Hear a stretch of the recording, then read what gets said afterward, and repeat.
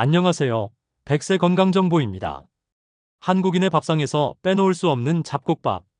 현미, 보리, 귀리, 퀴노아 같은 다양한 곡물로 만든 잡곡밥은 건강식으로 유명하지만 잘못된 정보나 관리 부족으로 오히려 건강을 해칠 수도 있다는 사실 알고 계셨나요? 특히 잡곡밥에 들어가는 곡물이 잘못 보관될 경우 몸에 치명적인 독소가 생길 수 있다는 과학적 연구 결과도 있습니다. 오늘은 잡곡밥이 왜 건강에 좋은지, 또 잡곡밥을 안전하게 섭취하기 위해 꼭 알아야 할 주의사항과 숨겨진 위험 요소를 자세히 알려드리겠습니다. 끝까지 시청하시면 잡곡밥을 더 건강하고 맛있게 즐길 수 있는 팁도 얻으실 수 있을 거예요. 바로 시작할게요. 잡곡밥은 흰쌀밥에 비해 풍부한 영양소를 제공하고 식이섬유의 창고라고 할 수 있습니다. 현미, 귀리, 보리 같은 곡물이 포함된 잡곡밥은 장 운동을 촉진하고 변비를 예방하며 장내 유익균의 성장을 돕습니다. 이로 인해 대장암 예방에도 효과적입니다. 미국 심장협회의 연구에서는 하루 25g 이상의 식이섬유를 섭취한 사람들이 심혈관 질환 발생률을 25% 이상 낮춘다고 밝혔습니다. 또한 잡곡밥은 혈당 조절에 탁월한 음식입니다. 흰쌀밥보다 혈당 지수가 낮아 당뇨 예방 및 관리에 도움을 줍니다. 특히 귀리와 퀴노아 같은 곡물은 포만감을 오래 유지시키고 혈당 스파이크를 방지합니다.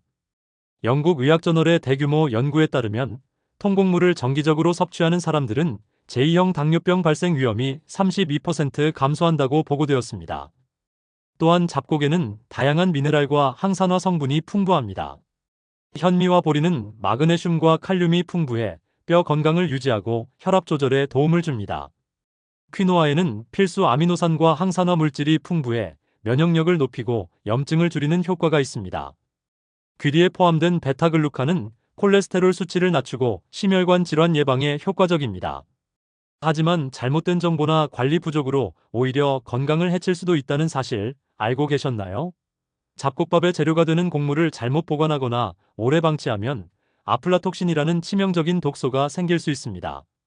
아플라톡신은 곰팡이가 고온다습한 환경에서 곡물에 번식하면서 발생하는데 세계보건기구 WHO는 아플라톡신을 일군 발암물질로 분류했습니다. 이는 인체에 간 손상을 일으키며 장기간 섭취 시 간암 발생 위험을 크게 증가시킵니다.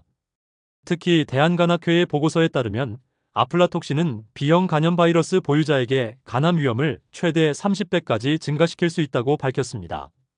간의 세포를 손상시키고 장기적인 섭취 시 간암의 주요 원인이 될 수 있습니다.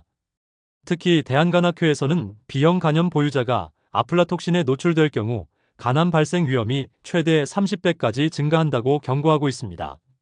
아플라톡신은 주로 옥수수, 땅콩, 기장 같은 곡물에서 발생하기 쉽지만 보리나 현미처럼 자주 사용하는 곡물도 환경에 따라 오염될 가능성이 있습니다. 변색되거나 곰팡이 냄새가 나는 곡물은 절대 섭취해서는 안 됩니다. 이런 위험을 예방하려면 곡물을 반드시 건조하고 서늘한 곳에 보관해야 합니다. 밀폐 용기를 사용해 습기를 차단하고 곡물을 구입할 때는 외관과 냄새를 확인해 신선한 상태인지 꼭 확인하세요.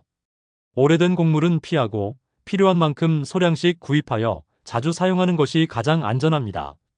조리 전에 곡물을 깨끗이 세척하고 고온에서 조리하면 일부 독소를 제거할 수 있지만 완전히 제거되는 것은 아니기 때문에 오염된 곡물은 아끼지 마시고 버리시는 것을 권장합니다. 다음으로 잡곡밥을 더 건강하게 즐기는 팁을 알려드리겠습니다. 잡곡밥의 장점을 살리고 건강하게 즐기기 위해 조리법과 재료를 신경 써야 합니다.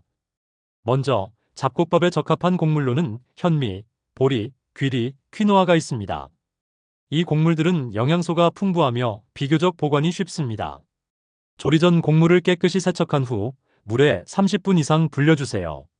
이는 조리 시간을 단축하고 소화를 더 잘 되게 합니다. 잡곡밥에 강황을 소량 추가하면 항염증 효과를 더할 수 있습니다. 강황의 커큐민 성분은 염증을 줄이고 면역력을 강화하는 데 도움을 줍니다. 견과류나 잣 같은 재료를 추가하면 잡곡밥의 영양소를 더 풍부하게 만들 수 있습니다.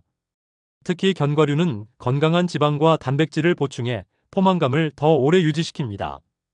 오늘은 잡곡밥이 우리 몸에 주는 건강한 이점과 숨겨진 위험 요소까지 살펴봤습니다.